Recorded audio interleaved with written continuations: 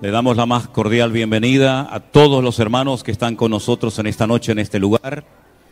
Quiero primeramente felicitarles. No sé por qué he dicho varias veces en algunos vídeos que he grabado que la iglesia de San Francisco cumplía 2 años. Y me equivoqué, era 1 año, pero bueno. Pero vamos a cumplir 2 años también, ¿eh? Y 3, y 4, y 5, y 20, los que haga falta también, ¿no? Para la gloria del Señor. Así es que damos gracias a Dios por haber llegado hasta aquí. Traigo saludos de Elena, de mi esposa, que no ha podido estar con nosotros en esta ocasión, en la próxima, Dios mediante. Hemos llegado bien, nuestro hermano Armando no ha podido venir, pero me acompaña en esta ocasión nuestro hermano Luis, que es también un miembro de nuestra iglesia. Y él va a estar grabando todo, y Dios mediante lo vamos a después a subir a nuestros canales, que los hermanos que no están aquí pues puedan también disfrutar juntamente con nosotros. Hermanos, yo estuve el otro día en este salón, no había sillas, no había mesas, no había decoración, pero cuando entré esta tarde realmente quedé sorprendido, porque parece que venía una boda. Todo muy bonito, hermoso, los globos, la comida, la verdad que excelente. Y detrás de todo esto siempre hay hermanas, siempre hay personas que trabajan para dejar todo bonito y todo preparado para nosotros. Yo quiero que le demos un aplauso de reconocimiento a todos los que han trabajado grandemente para poder disfrutar esta noche de este lugar, gloria a Dios. De verdad quiero felicitarles, hermanos, porque lo importante no es tanto el llegar, sino el mantenerse. He conocido a muchos ministerios, a muchos creyentes, a muchas iglesias que llegaron a un cierto nivel, caminaron un recorrido con el Señor, pero lo importante, ya digo, no solamente es llegar, sino mantenerse. Y el poder cumplir 1 año con este sistema de trabajo que nosotros estamos haciendo no es fácil, porque la gente viene con unos esquemas, ¿verdad?, que son con los que se ha estado trabajando durante muchos años, pero nosotros trabajamos con unas formas, unos sistemas, unas tecnologías completamente diferentes. Y por eso hay personas que no terminan de entender lo que es esto de la iglesia virtual.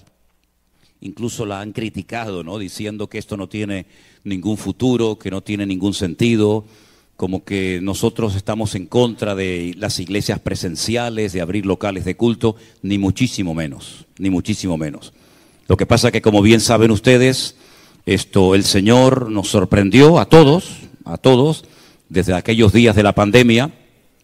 Y entonces es la forma como hemos estado trabajando, pero ustedes tienen que sentirse honrados y privilegiados de poder tener un lugar de culto donde pueden reunirse, aunque sea por lo menos los domingos, ¿verdad? ¿A cuántos hermanos les gustaría poder tener un lugar de culto, un lugar donde poder congregarse y no tienen esa posibilidad, no tienen ese privilegio, pero ustedes lo tienen? Y yo quiero también dar gracias públicamente a nuestro hermano Jeremías, a su esposa, a todo su equipo de trabajo, porque, bueno, nosotros predicamos y viajamos y hacemos lo que podemos, pero gracias a Dios que aquí hay hermanos que atienden a la gente nueva, que atienden a los convertidos, personas a las cuales pueden recurrir en un momento determinado que necesitan ayuda, consejería, oración. Y yo quiero reconocerlos públicamente a ellos porque el trabajo que están haciendo es excelente. Y quiero que le demos un fuerte aplauso a nuestro hermano Jeremías, a Jessica, a todo el equipo. Y gracias, de verdad, de todo corazón, gracias. Una de las cosas que yo le pedía y le sigo pidiendo constantemente al Señor prácticamente cada día, que el Señor nos dé obreros, buenos obreros, porque en la iglesia yo estoy totalmente en contra de hacer experimentos. La iglesia no es un laboratorio donde, bueno, vamos a hacer esto a ver qué tal sale. ¿Y si sale mal? Si sale mal, ya hay gente herida, gente lastimada, y ya tenemos demasiada gente herida y lastimada entre nosotros como para seguir hiriéndolos más todavía, ¿verdad? La iglesia virtual ha sido un hospital, ha sido un bálsamo, ¿verdad?, un oasis en medio del desierto para muchas personas que hacía años que no querían congregarse. Tenemos casos de hermanos que han estado 10, 12, 15 y hasta 20 años sin pisar una iglesia evangélica, bueno, por distintos motivos, ¿verdad?, que todos sabemos. Por lo tanto, yo siempre oro para que el Señor nos dé buenos obreros Y no es fácil a veces encontrar buenos obreros, gente que esté dispuesta, gente que esté con un corazón de siervo, ¿verdad? No con un corazón de dueño, de amo, sino con un corazón dispuesto a ayudar, dispuesto a sacrificarse, porque estar en primera línea, hermanos, no es para mandar, no es para gobernar, no es para enseñorearnos de la grey, como dice la palabra, es para servir. Y el que no sirve, pues difícilmente va a poder soportar, porque en la obra del Señor, en nuestro mundo, en nuestro campo, digamos, cristiano evangélico, ustedes saben que nosotros somos muy particulares. Nosotros tenemos la tendencia siempre de ver siempre los defectos antes de las virtudes. Y usted sabe, hermano, no sé si aquí es igual, pero vengo de un país que todo se cuestiona, todo se critica, todo se analiza con lupa, y puedes hacer 20 cosas buenas. Pero en el momento en el que hagas una pequeña equivocación, en el momento en el que hagas algo que no estaba tan bien, automáticamente todo el mundo se te tira encima. Y en la iglesia virtual no somos perfectos, ya lo sabemos, ¿no? Ya hemos llegado a esa conclusión hace tiempo, estamos aprendiendo, pero el Señor nos da cada día de su gracia y de su sabiduría para que todo esto siga funcionando y para que todo esto siga adelante. Y damos gracias al Señor porque la salud espiritual de la iglesia virtual, de nuestro ministerio, gracias al Señor, está muy bien. Podemos mejorar. Claro que podemos mejorar y se pueden hacer más cosas, por supuesto que sí. Pero estamos aprendiendo, yo estoy aprendiendo. Créame, yo llevo 41 años ininterrumpidos sirviendo al Señor a tiempo completo. Pero ha sido desde hace 3 años aproximadamente, el tiempo de la pandemia, cuando he comenzado a aprender más cosas que en toda mi vida. Y he aprendido a veces de errores, porque nadie me enseñó cómo se organiza todo esto de una iglesia virtual, con obreros que no conocemos de nada, que le damos un voto de confianza para que puedan atender iglesias a la distancia, sin estar uno, digamos, de una forma presencial. Pero damos gracias al Señor que Dios nos ha guardado. Prueba de ello es que esta obra ya ha cumplido 1 año, ¿verdad? Y bueno, seguro que algunas personas habrán dicho, bueno, se podía haber hecho esto, se podía haber hecho lo otro, gente que a lo mejor se ha sentido, digamos, ofendida, pero lo importante es que captemos lo que el Señor quiere para estos tiempos. Yo tengo una carga, un cierto, digamos, temor en mi corazón, y es que creo que muchos creyentes todavía no han aprendido la lección de lo que el Señor nos comenzó a enseñar hace 3 años cuando nos confinaron y nos metieron dentro de nuestros hogares durante mucho tiempo. El mundo ha vuelto otra vez igual, sigue la gente provocando a Dios, los gobiernos, los políticos siguen provocando a Dios. Parece como que no hemos aprendido nada. Cuando sucedieron las tragedias de las Torres Gemelas, dice que se llenaron un montón de iglesias, de gente orando, pidiendo perdón, buscando al Señor, y luego volvieron otra vez a lo mismo. En los días de la pandemia, en los días del confinamiento, exactamente igual. La gente comenzó a buscar a Dios, a leer la Biblia, había un temor que va a pasar en el mundo, se van a ver un montón de muertos, etcétera. Y había un cierto respeto. Parece como que todo eso se ha ido diluyendo en muchas vidas. Y entonces saben lo que va a ocurrir, que van a tener que seguir viniendo cosas peores, y van a venir cosas peores. Y la iglesia va a ser sacudida de una forma tremenda.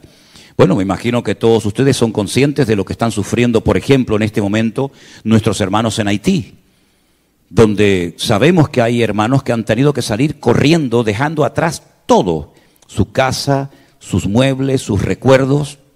Las pandillas le han dado en algunos casos 48, en otros casos 72 horas a los miembros de iglesias, a personas de una ciudad, de un barrio, y si no se marchaban los mataban. Y está pasando muy cerca de aquí de donde estamos nosotros. Y tarde o temprano la iglesia, si no aprende a humillarse y a buscar al Señor y a dejarnos de perder el tiempo en tonterías, la iglesia va a volver otra vez a ser sacudida, ¿verdad? Y por eso tenemos que aprovechar el tiempo, hermanos. Algunos de ustedes ya tienen en su corazón hace años el deseo de servir al Señor. Pues hermano, no siga dilatando ese deseo y ese anhelo en su corazón. Pídale al Señor que le abra puertas, porque la vida pasa volando, ¿saben? La vida, cuando uno se da cuenta, miras para atrás y dice, Dios mío, se me han ido 40, 50, 60, 70 años de mi vida, y toda mi vida ha sido trabajar y trabajar y trabajar, y comprar y pagar deudas, y ¿para ti qué he hecho, Señor? Y yo sé que no es fácil que las personas se animen y se levanten para servir al Señor, Pero yo animo a todos y a cada uno de ustedes a que no pierdan el tiempo. Yo sé que hay que trabajar, yo sé que hay deudas que pagar, yo sé que hay hijos, yo sé que hay familias, hay universidades, hay muchas cosas. Pero lo más importante de todo es que el Señor sea lo primero en nuestra vida. Y si no tenemos tiempo para otras cosas, no pasa nada. Pero qué triste cuando me encuentro a creyentes que me dicen, pastor, es que yo no tengo tiempo para estudiar y leer la Biblia. Usted sabe lo que me está diciendo, hermano. No tiene tiempo para leer la Biblia, no tiene tiempo para orar. No tiene tiempo ni siquiera un día a la semana para venir a un lugar a alabar al Señor junto con otros hermanos. Esa es la tragedia de muchos cristianos hoy en día. Y son honestos cuando dicen, es que no tengo tiempo. Claro, porque se han enredado con tantas cosas que no saben cómo salir de esos esquemas. Pero yo creo que el Señor nos está enseñando y nos ha hablado muy claramente a nosotros de que no podemos perder el tiempo y de que tenemos que poner la mano en el arado y no mirar atrás. Porque la vida es corta y se pasa volando. Así que lo que tengamos que hacer, hagámoslo pronto. ¿Cuántos dicen amén? Cierren sus ojos un momentito. Vamos a orar a nuestro Dios. Entiendo que hoy es una reunión única y exclusivamente para los miembros de nuestra iglesia aquí en San Francisco y otros hermanos que han venido como nuestro hermano Pablo, nuestro hermano Ali, nuestro hermano Gregorio y otros que han venido, ¿verdad?, de otras partes. Pero queremos que en esta tarde el Señor hable a nuestras vidas y nos ministre y podamos salir de aquí diciendo, hoy el Señor me habló. Hoy el Señor tocó mi corazón. Hoy tocó el Señor mi vida. Señor, te doy muchas gracias en esta noche por este año que nuestra obra ha cumplido aquí en este lugar, Señor. Gracias porque tú has sido fiel, supliendo todas nuestras necesidades, cuidando de nuestras vidas, dándonos gracia y fortaleza y sabiduría para que tu obra no se detenga por nada ni por nadie. Pedimos, Señor, que en este momento aquí reunidos en torno a tu palabra, tú nos hables, Señor, y podamos salir en esta noche diciendo, hoy mi Señor habló a mi corazón para poder seguir adelante, corriendo con paciencia la carrera, peleando la buena batalla y manteniendo la fe. Ayúdanos, Señor, a servirte, a honrarte y a no quitar nunca nuestra mirada y nuestra confianza de ti. Gracias, Señor. Te lo pedimos todo en el nombre bendito de Jesús. Amén y amén. El libro más antiguo de la Biblia, de los 66 que tenemos, el más antiguo es el libro de Job. Gracias, hermano.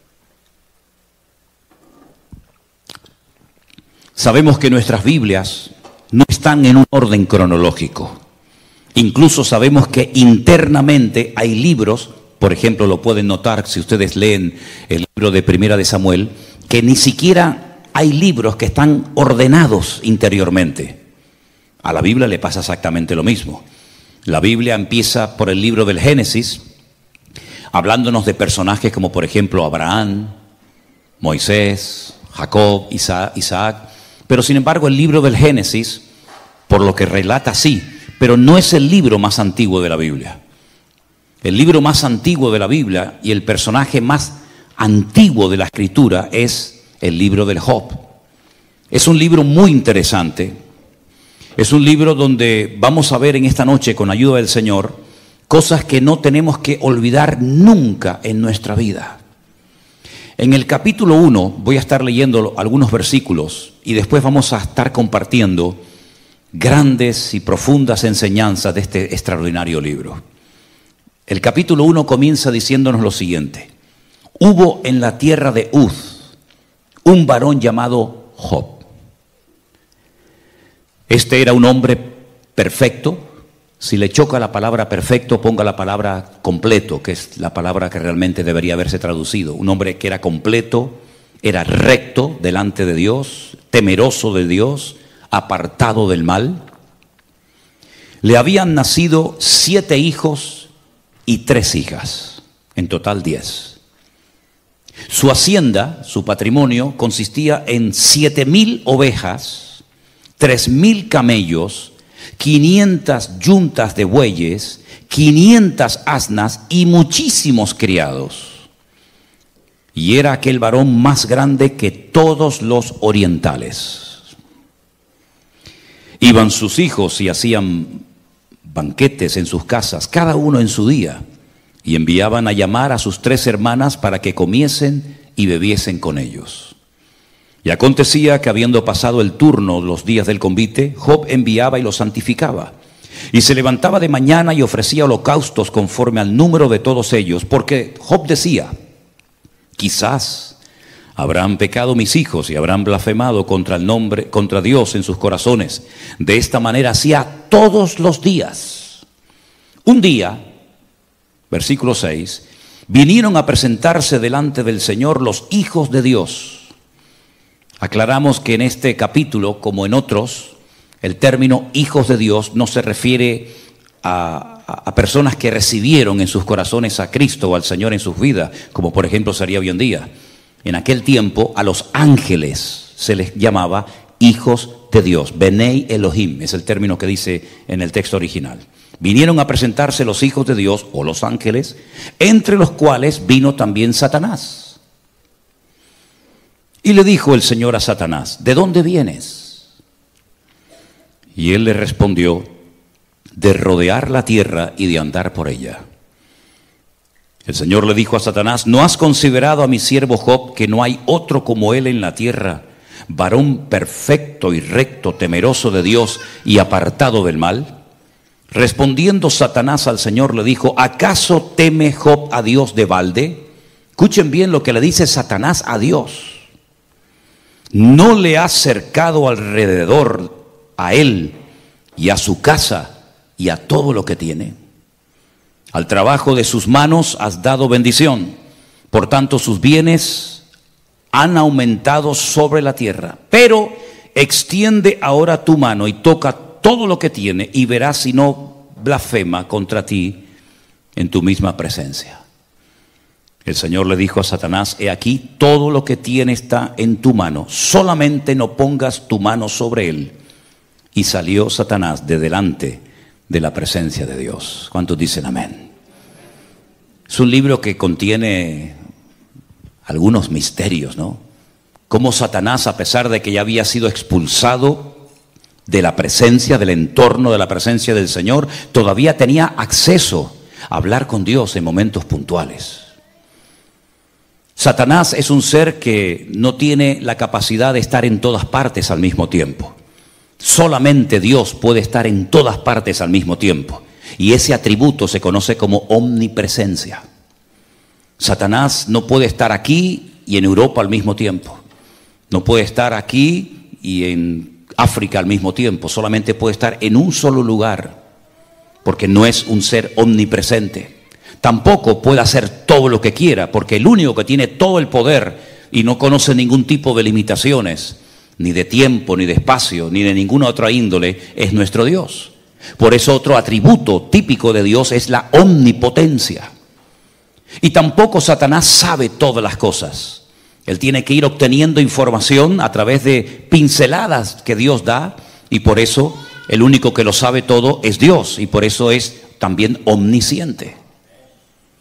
Ahora, en este momento de la historia, en la que todavía no había nacido Abraham, ni los grandes personajes del Antiguo Testamento que todos los conocemos, ¿de dónde sacó este hombre esta integridad, esta santidad, esta vida de orden? No lo sabemos.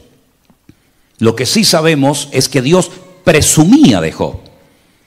Lo que sí sabemos es que Job fue un referente en su tiempo, en su generación. No pasaba ante los ojos de Dios desapercibida la vida de Job. No era uno más, sino que Dios incluso le dijo a Satanás: y tú que rodeas la tierra constantemente, ¿no te has percatado, no te has dado cuenta de que hay un hombre en la tierra de Uz que es diferente a todos los seres humanos? Es un hombre recto, es un hombre que me teme, que me respeta, es un hombre que me honra, un hombre que me bendice. Es un hombre cabal, un hombre en una santidad extraordinaria. ¿No te has dado cuenta de él? Y Satanás dijo: sí, yo me he dado cuenta de él. Porque hay personas que le molestan a Satanás. Porque hay personas que Satanás sabe perfectamente que son diferentes a otros. Siempre a lo largo de la historia ha habido maldad, ha habido corrupción. pero siempre también ha habido personas que han destacado espiritualmente hablando por encima de otras. Tenemos el caso de Job, tenemos el caso también de José en Egipto, tenemos el caso de Daniel en Babilonia, tenemos el ejemplo de Abraham y tenemos tantos y tantos personajes que no se dejaron llevar por la corriente del mundo. Incluso fíjense ustedes, por ejemplo, cuando el Señor dice que observa hacia la tierra y ve que toda la tierra ha entrado en una descomposición moral y espiritual sin precedentes, pero en medio de ese ambiente corrupto, dice que destacaba un hombre, y fue al que llama y al que usa, y fue Noé, el constructor del arca. En esta ocasión, Job era un hombre diferente, y no solamente él, sino toda la familia de Job eran personas diferentes. Sus 10 hijos, los 7 varones y las 3 hembras, había armonía entre ellos, no eran hermanos peleados, no estaban enfrentados, no discutían, no peleaban, sino que había una alegría constante y permanente. Un día uno invitaba al otro, el otro invitaba a este hermano y había constantemente alegría. Y todo esto Satanás lo sabía. Pero cuando el Señor le dice a Satanás, te has fijado en Job, ¿verdad? Cómo es diferente, cómo es un hombre próspero, un hombre bendecido. Satanás le dice, claro, pero ¿cómo no lo va a hacer si tú lo tienes cercado? Tú le has puesto una protección sobrenatural que a mí me impide tocarlo, que a mí me impide afectar su estabilidad física, moral o espiritual. Pero quítale esa protección para que veas cómo él es como los demás. Incluso se va a atrever a blasfemar tu propio nombre. El Señor estaba tan seguro de Job que le dio el permiso a Satanás, para que él se convenciera a sí mismo que por mucha protección que tuviera Job y que prescindiera de ella, Job iba a mantener su integridad. Job se acostó rico y se levantó pobre. Job se levantó un día sin ningún hijo, pero el día anterior los tenía todos. Job se acostó sano y al día siguiente se levantó enfermo. Todo le cambió en pocas horas, en pocos días a este hombre. Perdió a sus 10 hijos, perdió su matrimonio, perdió su salud, perdió miles de camellos, miles de bueyes, miles de ovejas, miles de asnas. Todos los criados los perdió, sus propiedades desaparecieron, pero nunca blasfemó contra Dios. Ahora, si nos damos cuenta en el libro de Job, hay cosas que a mí personalmente me llaman mucho la atención. Porque la pregunta que salta cuando leemos las páginas de Job es, ¿por qué Dios permitió que sufriera tanto este hombre? Los sufrimientos de Job fueron tan espantosos que dice que él tenía 3 amigos que vivían en 3 regiones diferentes, que vinieron a visitarlo cuando se enteraron de sus desgracias, y cuando lo vieron, dice que no lo reconocieron. Estaba tan cambiado, tan envejecido, tan destruido, que dice que se sentaron con él durante una semana y no fueron capaces de decirle ni una sola palabra. Nunca habían visto a un hombre con tanto dolor, con tanto sufrimiento, tan destruido como este hombre. Al poco tiempo, cuando empiezan a abrir sus bocas, más que para consolarlo, vinieron para condenarlo, porque hay gente que siempre van a venir para condenarte y echarte un jarro de agua fría encima, porque relacionan el sufrimiento con el pecado. Y es verdad que a veces por pecar sufrimos cosas que podíamos habernos evitado. Por supuesto que sí. Es cierto que el pecado abre la puerta a muchas desgracias que se podían haber evitado si hubiéramos mantenido el orden y nuestra comunión y relación con el Señor. Pero en el caso de Job no es así. Esa regla aquí se rompe. Job ni siquiera está siendo probado por Dios, porque Dios sabía perfectamente con qué tipo de persona estaba tratando. Job no le pide, o el Señor no le pide permiso a Job para experimentar todos esos sufrimientos, sino que en el libro de Job podemos ver desde prácticamente el primer capítulo hasta el último la realidad del mundo espiritual.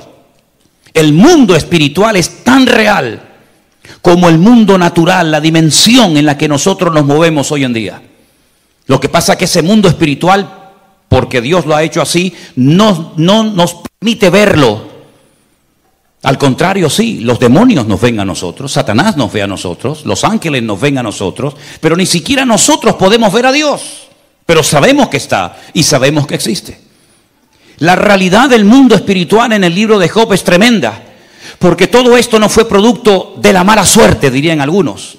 Ni siquiera porque Job había pecado, blasfemado el nombre de Dios, sino porque Dios le permite a Satanás zarandear y sacudir la vida de Job por un tiempo. Me han preguntado muchas veces, ¿crees que Job sabía lo que estaba pasando en el mundo espiritual entre Dios y Satanás? Bueno, la Biblia no nos da ninguna información. Las conversaciones entre Dios y el diablo, Job no las sabía. Nosotros las sabemos porque tenemos el libro, pero Job estaba haciendo historia y él no sabía lo que estaba pasando, pero dice que en ningún momento blasfema ni peca contra Dios. Es verdad que maldijo el día en el que nació, eso sí lo hizo, pero en ningún momento, jamás se enfadó con Dios. Es más, cuando su propia esposa le dice, ¿todavía vas a mantener tu integridad? ¿No te has dado cuenta de que ya Dios no está contigo? ¿No te has dado cuenta de que ya Dios te ha abandonado? ¿No te has dado cuenta de que no merece la pena honrar y servir a ese Dios que te ha causado tanto dolor y tanta tragedia? Maldice a Dios y muérete ya de una vez. Le desea a su propia esposa la muerte y lo tienta, lo incita a que se rebele contra su Dios. Y entonces es cuando él le dice, como cualquier mujer insensata, has hablado. ¿Recibiremos solamente el bien de parte de Dios y el mal no lo recibiremos? Él no se queja en ningún momento contra el Señor, porque él dice en el capítulo 1, verso 21, desnudo salí del vientre de mi madre y desnudo volveré. Dios dio y Dios quitó. Sea el nombre de Dios bendito. ¿De dónde sacaba fuerzas este hombre? ¿Cómo fue capaz de aguantar tantas penurias y sufrimientos este hombre? ¿Era una especie de superhombre, una especie de Superman? ¿Un hombre que lo pierde todo? ¿Un hombre que se queda sin nada? Sabiendo que no ha cometido ningún delito, ningún pecado contra Dios, sino que están pasando cosas que él no entiende, pero sabe que Dios no lo ha abandonado. Porque en el libro de Job se pierde todo, menos la presencia y la fidelidad de nuestro Dios. Porque en la vida podremos perder muchas cosas. Podremos enterrar hijos, esposas, maridos. Podremos perder el trabajo, podremos perder la salud, podremos perder tantas cosas, pero nunca perderemos la presencia del Señor. Porque el Señor dijo, he aquí yo estoy con vosotros todos los días hasta el fin del mundo. Es verdad que la vida de Job fue una vida extraordinaria, una vida maravillosa. A cualquiera de nosotros nos gustaría tener, aunque fuera el 10% de toda la bendición que Job tuvo antes de caer en esta penuria, en este calvario. Pero queridos hermanos, Job sabía perfectamente que Dios tenía todo el derecho de probarlo y de permitir cosas que ninguna mente humana jamás sería capaz de entender y de explicar teológicamente lo que aquí está pasando. Pero este hombre sabía perfectamente que todo estaba bajo el control de Dios. Y lo que me llama la atención es que él nunca leyó la Biblia. Ni una sola letra de la Biblia se había escrito en la época de Job. Nunca leyó la Biblia. No tuvo ni un capítulo de la Biblia, ni un salmo, nada. Nunca tuvo un pastor. Nunca fue a ningún culto. No existían las iglesias, no existía el pueblo de Israel. No había la ley de Moisés. No estaban los sacerdotes.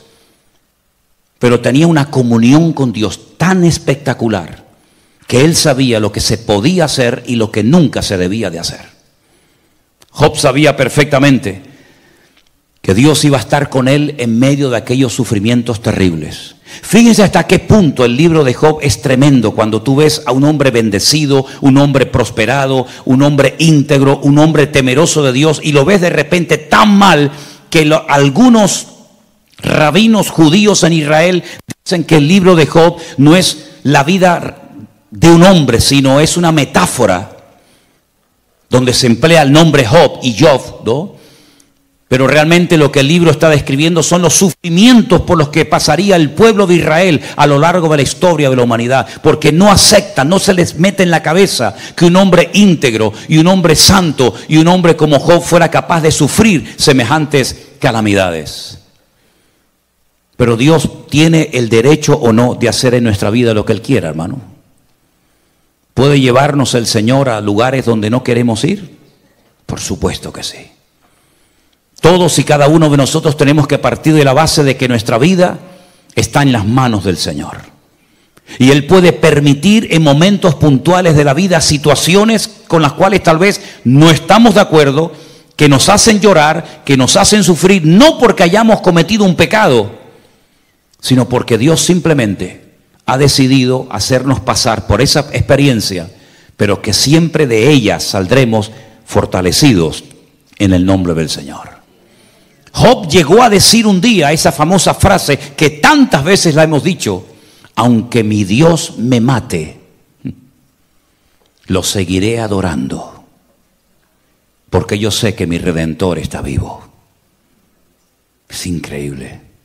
Aunque tú me mates y nunca más me vuelvas a prosperar, ni a bendecir, ni a levantar, aunque he perdido a mis hijos, he perdido mi matrimonio, he perdido mi patrimonio, he perdido mi salud, aunque tú me termines matando, yo no voy a dejar de adorarte, porque yo sé quién eres tú, mi Señor. Y yo no te sigo por lo que tú me das, sino yo te sigo por lo que tú eres. Y aunque nunca más me vuelvas a levantar y a bendecir mi vida, yo te seguiré adorando. Pero aún hay expresiones más profundas. Él llegó a decir: y aunque mi carne se deshaga y se rompa toda mi vida, yo sé que con mis ojos veré a mi Señor. Y él hace una referencia a la resurrección. Y repito, él nunca había leído la Biblia. Él no sabía nada de teología, pero él sabía que algún día, cuando él muriera, se iba a presentar delante de la presencia del juez justo de toda la tierra, y el Señor lo recompensaría, y todos aquellos sufrimientos pasarían a la historia, y él tendría un cuerpo glorificado y una vida nueva en el Señor. Y es que la comunión con el Señor es algo tan importante y tan fundamental, que es lo que le va a dar estabilidad a nuestras vidas. Usted puede leer mucho la Biblia y conocer muchos textos de la Biblia, pero si no los aplica, si no los interioriza y los lleva a la práctica, de nada le va a servir ese conocimiento. Usted puede cantar de maravilla, usted puede echar fuera demonios, usted puede tener todos los dones del Espíritu Santo que quiera, usted puede sorprender a las multitudes, pero si usted no tiene comunión con el Señor, usted no tiene nada. Es más, el Señor Jesucristo dijo que en aquel día, hablando del juicio en los últimos tiempos, muchos se presentarían delante de Él, presentando sus grandes currículum, presentando sus grandes testimonios, diciendo: en tu nombre siempre yo hice maravillas, eché fuera demonios, levanté muertos, hice esto, profetizamos por aquí, predicamos por allá. Y el Señor dice: apartaos de mí, hacedores de maldad, porque nunca os conocí. En otras palabras, no es lo que hacemos lo que le sorprende o le toca el corazón al Señor, sino la actitud de nuestro corazón y el por qué lo hacemos. Eso es lo que agrada e impacta el corazón de Dios.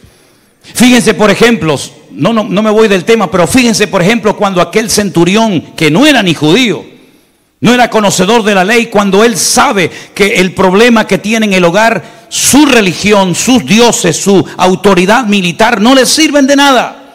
Y él tiene que recurrir a aquel carpintero de Galilea que no lo dejaban entrar a muchas sinagogas de Israel a predicar. Y amenazaban a la gente que si le seguían y se identificaban con él, serían también expulsados de las sinagogas. Él va al maestro y le dice: tengo un siervo gravemente atormentado y no soy digno de que entres bajo mi techo. ¿Cómo voy a llevar a mi casa al Hijo de Dios? Las cosas que habrá hecho en ese hogar. Yo no soy digno de que entres. Solamente lo que necesito es que des la palabra, que des la orden. Y simplemente dando la orden, yo sé que las cosas cambiarán. Porque yo soy un hombre de autoridad. Y él sabía lo que era moverse en el terreno de la autoridad. Yo le digo a un soldado: ven para acá, y no cuestiona la orden, él viene. O le digo: ven y coge esto y llévalo para allá, y lo hace. Pero la autoridad que yo tengo no me sirve en la dimensión en la que yo tengo un problema. Pero tú sí tienes esa autoridad. Solamente da la palabra, da la orden, y mi criado sanará. Y el Señor dijo, en todo Israel no he encontrado a nadie que tenga tanta fe como este hombre. A un centurión romano, no a un judío, sino a un gentil, lo alaba públicamente por la tremenda fe que tenía y por el concepto de autoridad tan claro. Y sin embargo, a un discípulo un día le dijo, hombre de poca fe, ¿por qué dudaste? Es la comunión y la relación con el Señor lo que a ti te va a mantener firme todos los días hasta que el Señor venga a buscarte. No es la Biblia que tienes allí en la estantería de tu casa, no son las canciones que has compuesto, no es lo que haces, sino cómo está tu corazón alineado con el Señor. Mire, grandes personajes de la Biblia, igual que Job, nunca leyeron la Biblia, nunca fueron a un culto, nunca se bautizaron, nunca hablaron en lenguas, nunca pagaron diezmos, nunca pagaron ofrenda. Sin embargo, ellos sabían en todo momento cómo comportarse y cómo marcar una diferencia. Miren, por ejemplo, a José. José, dice la Biblia, que cuando aquella mujer se le ofreció y le dijo, vamos a dormir juntos, vamos a pecar, él dijo, ¿cómo voy yo a pecar contra mi Dios? ¿Dónde lo había leído? ¿Quién le había enseñado a aquel muchacho de 17 años que un joven no se puede acostar con una mujer casada? ¿Cómo lo sabía? Si la Biblia aún no se había escrito, ni Moisés había escrito ninguno de los libros de la Biblia. Pero es la comunión con el Señor la que trae claridad a tu mente y a tu espíritu. Y tú conoces el corazón de Dios y sabes lo que al Señor le agrada y lo que el Señor abomina. Exactamente igual Job. Job tenía tanta comunión, tanta relación con el Señor, que él dice que todos los días de su vida presentaba sacrificios y oraba por sus hijos. Dice, no sea que en alguno de estos banquetes tal vez hayan bebido más de la cuenta y hayan blasfemado contra mi Dios. Y dice que él santificaba a sus hijos cada día. En otras palabras, no era un tipo raro que se iba a una montaña ahí 40 días y nadie sabía dónde estaba metido, sino que era una persona cercana a su familia, cuidaba de la vida de sus hijos. Aquí hay una lección tremenda para los padres hoy en día. Si en algún momento de la historia ha sido necesario que los padres cuiden de la vida espiritual de sus hijos, es ahora más que nunca. Yo ya a mis hijas ya las he criado y ya, bueno, pues ya saben lo que está bien y lo que está mal. Pero ¿cuántos de estos niños pequeños están oyendo y viendo cosas en las escuelas que son auténticas barbaridades, auténticos disparates? Y las escuelas no se crearon para enseñar principios morales a nuestros hijos, sino para enseñar química, biología, matemática o lo que quieran. Pero es el hogar donde nuestros hijos tienen que aprender los principios que van a marcarles para toda la vida, para que sean rectos y para que sean buenas personas, para que sean personas temerosas de Dios. Cuide de su familia, porque dice que el que no cuida de su familia es peor que un incrédulo y ha negado la fe. Job era un hombre que no cayó en esa trampa. Job dice que oraba y bendecía y se santificaba a sus hijos todos los días, por si acaso alguno de mis hijos dijo algo que no tenía que haber dicho o hizo algo que no tenía que haber hecho. El libro de Job es un libro realmente apasionante porque nos damos cuenta que Dios sabe dónde estamos y cómo estamos. De hecho, no fue Satanás el que le dijo a Dios, ¿y cómo has bendecido tanto a este hombre? Sino fue al revés. Fue el Señor el que le dijo a Satanás, ¿no has visto? ¿No has considerado? ¿No has observado a mi siervo Job? Y es entonces cuando leímos la palabra, claro, ¿cómo no te va a bendecir? Si lo has bendecido de una manera extraordinaria, si lo has cercado, hay una protección alrededor de él extraordinaria. Y resulta que Job de la noche a la mañana se convierte en un punto de referencia para que todas las personas sepan que en la tierra hay un hombre diferente a todos los demás. Hoy en día esa confrontación entre Dios y Satanás con ninguno de nosotros se va a dar, porque nosotros ya no tenemos que ser el punto de referencia de nadie, como Job lo fue en su generación. Hoy en día las miradas no tienen que estar puestas en nosotros, sino que hoy en día ya el Señor dijo, este es mi Hijo amado, en el cual tengo toda complacencia. Por lo tanto, usted ya no tiene que demostrarle nada a nadie, mucho menos al diablo, porque el Señor sabe si usted está bien o está mal, si está dentro o fuera, en orden, en pecado, en obediencia o no. Ahora es a Cristo al que hay que mirar. Él es nuestro punto de referencia. No es Abraham, no es Moisés, no es el pastor, no es el diácono, no es fulanito, sino que nuestro punto de referencia y todas nuestras miradas tienen que estar mirando a nuestro Señor Jesucristo, el cual nunca, jamás nos va a dar mal por bien, sino más bien todo lo contrario. ¿Cuántos dicen amén? El libro de Job me impresiona también a mí muchísimo, porque es un libro donde vemos que Dios cuida de sus siervos. Dios cuida de nuestras vidas. El final del libro de Job es extraordinario, porque vemos que a pesar de los tremendos sufrimientos por los cuales este tremendo hombre de Dios tuvo que pasar, al final Dios lo vuelve a bendecir, Dios lo vuelve a prosperar, y otra vez todo, digamos, que vuelve no a la normalidad, sino aún mejor que antes. Cuando el Señor permite una experiencia fuerte en tu vida que te hace llorar, que te quita el sueño, que te perturba, hermano, no te quejes nunca. Glorifica a Dios. La Biblia dice que no tenemos que sorprendernos del fuego de prueba que nos ha sobrevenido, como si alguna cosa extraña nos estuviera aconteciendo. El apóstol Pedro dijo: tener en cuenta que los mismos padecimientos, las mismas batallas, las mismas luchas, los mismos sufrimientos los están experimentando nuestros hermanos en todas las naciones de la tierra. El mundo entero, todas las naciones de la tierra van a ser sacudidas. Y lo estamos viendo, hermanos, lo estamos viendo. Nación tras nación está siendo sacudida por el Señor. Pero en medio de este mundo enfermo y loco, donde a veces decimos: Señor, yo no encajo en ninguna parte, y nos sentimos como un pez fuera del agua, nosotros, dice la Biblia, tenemos que ser luminares en el mundo. Nuestros hijos en los colegios tienen que ser niños diferentes. Nosotros tenemos que ser personas diferentes a la hora de hablar, de comportarnos, de actuar, de pensar, de reaccionar. ¿Por qué? Porque tenemos un Dios que ha transformado nuestra vida. Y ya nosotros no vamos a favor de la corriente, sino vamos en contra de la corriente de este mundo. Tal vez te sentirás solo, tal vez te sentirás incomprendido, pero nunca estarás solo, porque el Señor siempre nos acompañará en todo momento y en todo lugar. Y dice el Salmo 23, y quien no lo sabe de memoria, que aunque andemos por valles de sombra y de muerte, no temeré mal alguno, porque tú estarás conmigo. Pero dice algo más que a veces olvidamos: tu vara y tu callado, ambas cosas, tu vara y tu callado me infunden aliento. Es decir, cuando me pastoreas y me atiendes y me mimas y me ayudas, yo recibo aliento. Pero cuando utilizas la vara para corregirme, para exhortarme o para sacudir mi vida, también tu corrección me infunde aliento. Porque yo sé que el Señor nunca se va a pasar conmigo, sino que aunque ninguna disciplina al tiempo presente parece ser causa de gozo, de alegría, siempre el trato de Dios en nuestra vida siempre va a producir en nosotros un nivel de madurez y un nivel de conocimiento y de relación con el Señor superior al que teníamos antes de haber entrado a ese túnel o a esa prueba tremenda. Finalmente, en el libro de Job, cuando vemos cómo el Señor estuvo siempre a su lado, nos damos cuenta de que el único que nunca nos va a abandonar y a fallar es nuestro Dios.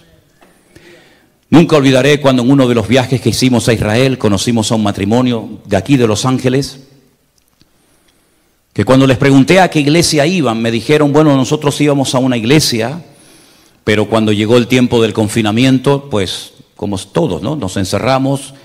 La iglesia en la que ellos estaban no había ningún tipo de programa, de emisión, de redes sociales ni nada. Y cuando terminó todo, el pastor los reunió y les dijo: bueno, he sentido en mi corazón cerrar la iglesia. ¿Cómo cerrar la iglesia? Sí, no quiero seguir en la obra. Y le dije: ¿y ustedes qué pasó? Dice: bueno, unos nos juntamos en una casa, otros se fueron a otra iglesia, otros no se fueron a ninguna parte. Y yo les dije: ¿y cuántos eran más o menos en la iglesia? Y me dice: éramos 2,000 miembros en la congregación. Digo: 2,000 personas y el pastor cerró la iglesia. Dice: sí, porque no teníamos dinero para pagar los gastos de la iglesia. Digo: ¿y erais 2,000 y no podían pagar los gastos? ¿Y nosotros que éramos 4 gatos y un perro? Y el Señor nos ayudó y nos bendijo y nos prosperó. No es el número lo que nos da fuerza, es nuestra comunión y nuestra relación con el Señor. Podemos ser 50,000, pero 50,000 enfermos, 50,000 descarriados, 50,000 desordenados, y podemos ser 10 o 12 o 15 o 20, pero bien afinados, bien alineados con el Señor. El Señor es galardonador de los que le buscan, y Él no dejará padecer hambre al justo, porque dice David: yo fui joven y ahora ya envejecido, pero nunca he visto a un justo que mendigue pan por las calles, sino más bien todo lo contrario.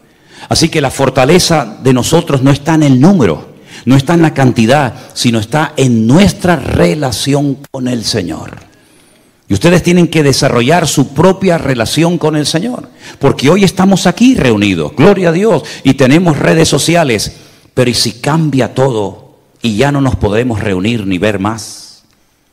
Y nos quitan las redes sociales y solamente dependeremos de nuestra comunión con el Señor. Hemos crecido y madurado lo suficiente como para soportar el fuego de prueba que sí o sí va a venir a todas las naciones de la tierra. Usted no puede depender de un pastor, usted no puede depender de un culto, usted no puede depender de una llamada, de una visita, de un WhatsApp, de un correo. Usted tiene que depender única y exclusivamente de la comunión con el Señor. Y hay creyentes como que no terminan de entender esto, siempre necesitan ese estímulo, esa llamada, esa visita. Hermanos, cuando yo era niño, yo hablaba como un niño. Yo pensaba como un niño y juzgaba como un niño. Mas cuando ya fui hombre, dejé lo que era de niño. En otras palabras, Dios quiere que crezcamos y que maduremos. Y la única manera de no desanimarse nunca es no depender de nadie, no esperar nada de nadie, pero esperarlo todo de parte de nuestro Dios. Si usted espera algo y no lo recibe, probablemente se desanime y se deprima. Pero si usted no espera nada de nadie, pero usted solamente está conectado a la fuente, a nuestro Señor Jesucristo, usted no va a caer nunca, porque el Señor le va a guardar, le va a proteger y le va a ayudar todos los días de su vida. Le llamen o no le llamen, cuenten con usted o no lo llamen para nada. Usted sabe en quién ha creído, y los que estamos bien firmes y parados en Cristo podremos pasar por luchas, por pruebas, porque mayor es el que está en nosotros que el que viene contra nosotros. Y hermanos queridos, hasta aquí el Señor, podemos decir, nos ha ayudado. Amén. Hasta aquí el Señor nos ha ayudado, hasta aquí el Señor nos ha bendecido, pero todavía hay mucho camino por recorrer. Todavía hay tantas cosas que alcanzar. Todavía hay millones y millones y millones de almas, centenares de personas en el mundo entero que no han tenido el privilegio y la oportunidad que nosotros hemos tenido. Si es tiempo de oír, oigamos. Si es tiempo de hablar, hablemos. Si es tiempo de aprender, aprendamos. Y si es tiempo de compartir, compartimos. Pero aprovechemos toda oportunidad que se nos presente a lo largo de la vida, porque nosotros, yo creo que el Señor nos está usando en este último tiempo para poder orientar, para poder ayudar a tantas personas confundidas, pero que gracias al Señor, muchos de ellos hoy por hoy se han enamorado, se han conectado del Señor y se han enamorado de su palabra, y eso es lo más bonito que ha sucedido en todo este tiempo. ¿Cuántos dicen amén? Cierra sus ojos un momentito, hermano. Gracias. Cierra tus ojos ahí donde estás y primeramente digamos: Señor, gracias porque hemos podido cumplir un año de vida. Gloria a Dios. Algo hemos aprendido, algo hemos caminado, pero Señor, también entendemos que tal vez en el futuro vendrán pruebas y luchas y dificultades, pero todo esto que hemos aprendido nos ha capacitado y nos ha ayudado a saber cómo afrontar los problemas y circunstancias de la vida. Y hermanos, si alguien aquí esta tarde entre nosotros está pasando por alguna dificultad matrimonial, económica, un problema de salud o de la índole que sea, no apartes tu mirada del Señor. El Señor no te ha abandonado, no se ha cansado de ti, no te ha cambiado por otro o por otra. El Señor tiene todo bajo su control. Y no es ningún pecado llorar No es ningún pecado el sentirte tal vez un día triste y el tener que pedir oración a un hermano. Pero lo que sí queremos es que siempre nuestro corazón esté lleno de gratitud a nuestro Dios. Que siempre le digamos: yo sé en quién he creído. Yo sé que mi Dios está conmigo y nunca me vas a abandonar. Yo sé, Señor, aleluya, que tú eres mi referente y mi punto de referencia. Gracias, Señor, porque hasta aquí nos has bendecido, hasta aquí nos has ayudado. Gracias por todos los obreros. Gracias por todo el trabajo realizado. No hay palabras, Señor, para agradecerte tanta misericordia que has tenido. Oportunidades que nos has dado para aprender, para renovarnos, para crecer. Señor, en esta noche te decimos gracias, aleluya. Sigue usando esta obra aquí en este lugar del mundo para ser un punto de referencia y una luz en medio de tanta oscuridad, Señor. Cuenta con nosotros, Señor, dígaselo a Él. Cuenta conmigo, Señor. Ayúdame a organizarme de tal manera que cada día tenga tiempo para ti, Señor. Guía mis pasos, sosténme, Padre.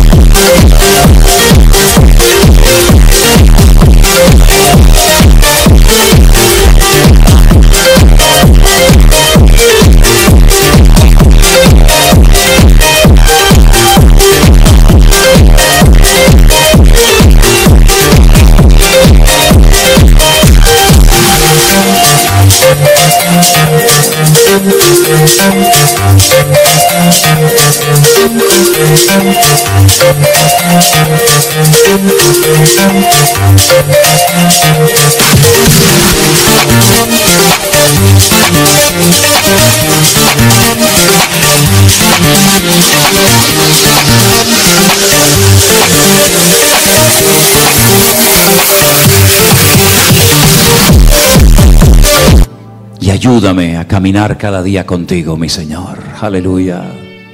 Gracias, amado mío. Nos ponemos de pie, queridos hermanos. Dígale gracias, gracias, gracias, Señor. Dios Todopoderoso, te alabamos y te glorificamos a ti. Aleluya.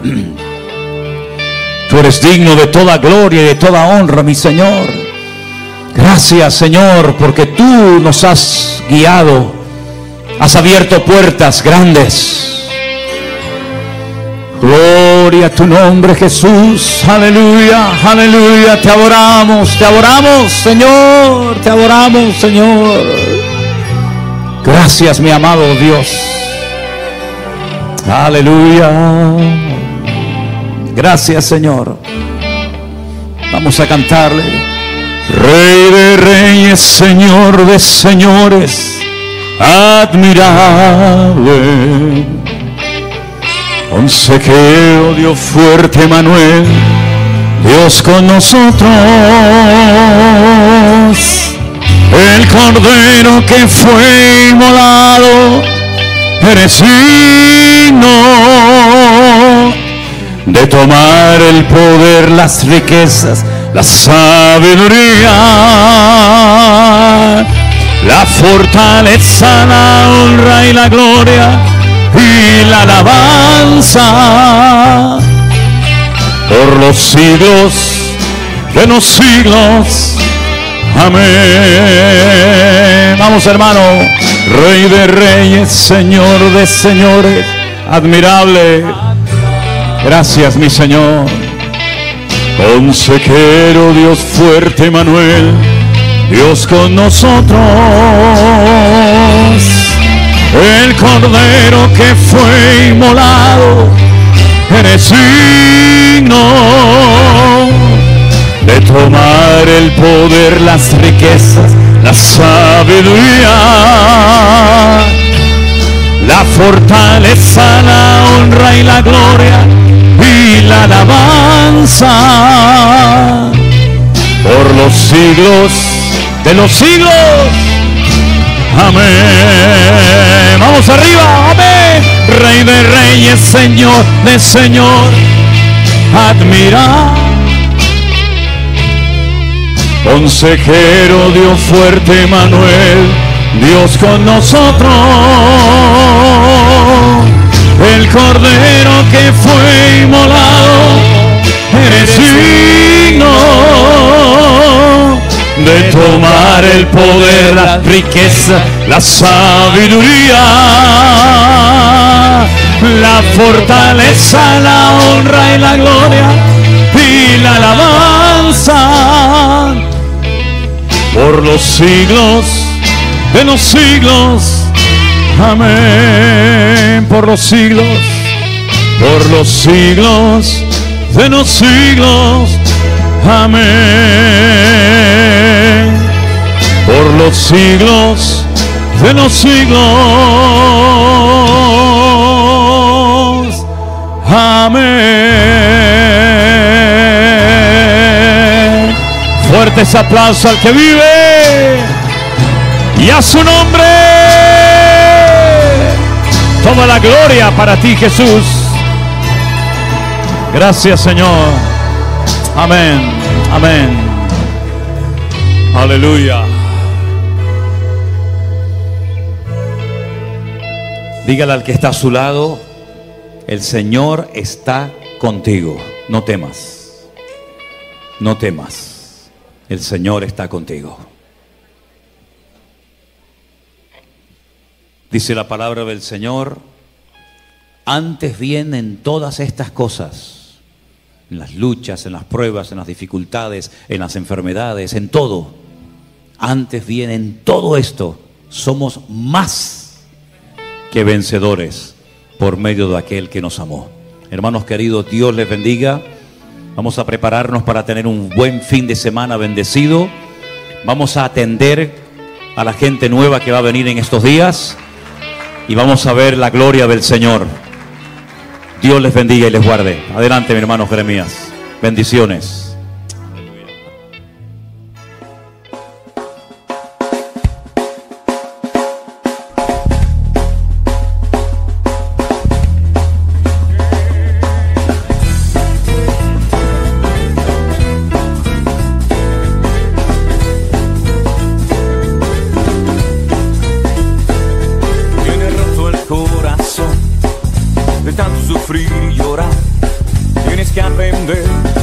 Descansar en Dios.